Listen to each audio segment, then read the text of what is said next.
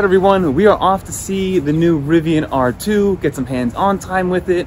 We're here in Manhattan, as you can see behind me, and I'm just excited to get my hands on this thing and see exactly what it's all about, compare it to some other cars in its class, and see if it's really a viable option when it does release here relatively soon. But first, some quick coffee. So now that I'm back at the studio, I've been able to gather my thoughts a little bit because we did get nice hands-on first impressions with the Rivian R2. But this is actually not only my first foray into the R2, but my first foray into the Rivian ecosystem in general. I have not had the pleasure to check out the R1T or the R1S, so the R2 is going to be the first real impression that I'm getting from Rivian. So it was good to see what the ecosystem was like, what the infotainment system was like, what the build quality is like, how everything is structured, because I know that they are very familiar cars in general. My initial impressions and how I would summarize it as somebody who's never seen Rivian, I would think about it like this. If a Tesla and a Range Rover got together and made a baby, the Rivian line, specifically the Rivian R2, would be that baby, because you do get this perfect balance of being very high-tech and being semi-minimal, not as minimal as obviously a Tesla, but then also you get the nice luxuries and the nice fit and finishes that you get out of a Range Rover. It kind of strikes that balance of both tech, minimalism, as well as being robust enough and having enough bells and whistles where it still feels tangible, and it has that kind of design language of a Range Rover where it is outdoorsy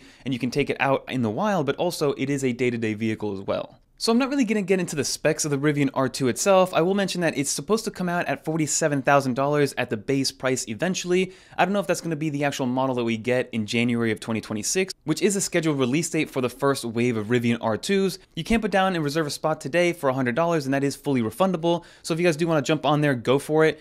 But you do have the starting price at $47,000, you have the reservation at $100, all the different trims, and I believe it's going to come in 3 different trims, with a rear-wheel drive motor, a dual motor, and a tri-motor, but all of them should have at least 300 miles of range on a full charge. And then of course there's going to be different trims in terms of outdoor ones, more street ones, different fits and finishes on the rims and tires, and different add-ons, but that's kind of what I want to give you guys in terms of a base knowledge on what to expect in terms of range, as well as the actual starting price. If you guys do want to check out a more intense and nuanced look at the Rivian R2 and all the specs that come with it, definitely check out the article down below by Fred on Electrek's website to give you all the ins and outs on that. But I want to give you my perspective as a first-time viewer of the Rivian ecosystem and as somebody who drives a Tesla Model Y on a daily basis, because again, even though they are EVs, they are very different vehicles to begin with. But I will say, when I walked into the Rivian dealership and I saw the Showcase R2 there, the initial feeling that I got was that the R2 is actually much bigger than the Model Y. Maybe it's the way that it's shaped and how it's more squared off and things like that, but in reality, the actual wheelbase is a tad bit shorter than the Model Y. So the Model Y is a little bit longer, it's even a little bit wider, but the Rivian R2 is a little bit taller than the actual Model Y. So when I did get to the actual showcase, like I mentioned, the Rivian R2 just felt a lot bigger, a lot more robust. It could have been a combination of the fact that it is a little bit taller and the fact that the roof extends all the way to the rear as opposed to sloping down on the Model Y. And then also the wheelbase is a little bit higher in terms of what you actually get from a clearance standpoint, because they are using kind of outdoor tires, outdoor wheels, and outdoor rims to kind of level it off the ground a little bit, because this is an outdoor vehicle first and foremost. So that's probably why it felt a little bit larger when I first got there. So I want to start off with the exterior of the car itself. It was in this beautiful like white pearly color, which I really did like. And on the front side, it still has the same design language as the R1S and the R1T. It really just feels and looks like a shrunken down R1S, because it does, like I said, follow the same design languages that they had in the original R1S, with those vertical eyes kind of looking at you at all times. Now the headlight technology is a little bit different supposedly on the R2, with a little bit more brightness and things like that, but from a look and visual perspective, it looks exactly the same as an R1S. And then of course you do have the actual frunk itself. It is not a powered frunk, so you do have to actually open it and close it yourself, but there is plenty of space in there, and that's also where you put your washer fluid. They say that you can fit up to 2 carry-on bags in there. I wasn't able to test that out because I didn't have anything with me, but it is a decent size in terms of how big it is. And I'm going to continue to go to the build quality and continue to compare it to the Model Y experience that I've had, because when I did close the frunk, it just felt a little bit more secure, a little bit more confident, a little bit more robust compared to the Model Y, where I feel like I really have to baby it to close it down. So again, it just feels like it's a little bit of a heavier car. It feels like it's a little bit more robust. When you close the doors, it gives you a nice thunk, which is awesome to see, which is something that I noticed that the Model 3 and the Model Y lack in terms of that thunk when you do close the door. And then as you go around, you will see that the profile is very similar to the R1S, right? You still have that same design. You still have the 2 doors on each side, of course. You still have that squared off design that goes all the way to the rear of the car. But if you're somebody that's never seen a Rivian before and you saw Rivian R1S one day and then the R2 the next day, you might think that they're the same car. But if you see them side by side, you will see the size difference right away. And then we get to the rear hatchback. So the actual tailgate itself is very impressive. Now at the showcase, it was a manual tailgate, but they did assure me that it is going to be a power liftgate when you do actually receive your delivery in January of 2026, and then after that as well. But as I mentioned, this one was manual, but again, it didn't take away from the experience itself. The first thing that you notice is that it does have this nice glass and window that actually rolls down. It opens up where you don't actually even have to open the tailgate itself. So you can control it with the actual key itself, and you can also control it from the infotainment system to open that up. And this is perfect if you're sliding in like a surfboard, or sliding in maybe 2x4s, or sliding in maybe skis or something like that. It just gives you a nice way to really secure things down and be able to have stuff sticking out of the trunk itself without having to open up the entire tailgate.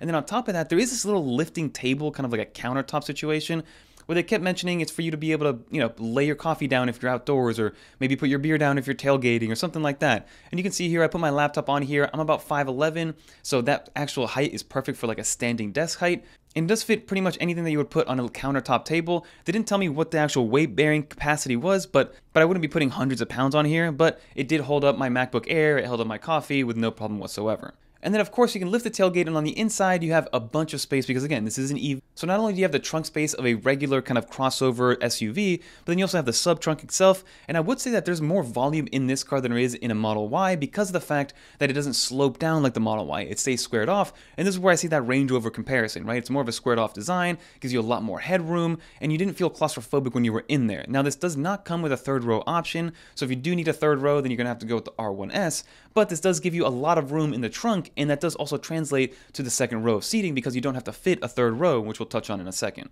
But you get some hooks on there to really clamp things down, so if you do have something that needs to be really tied down, you can do that, and that's built in.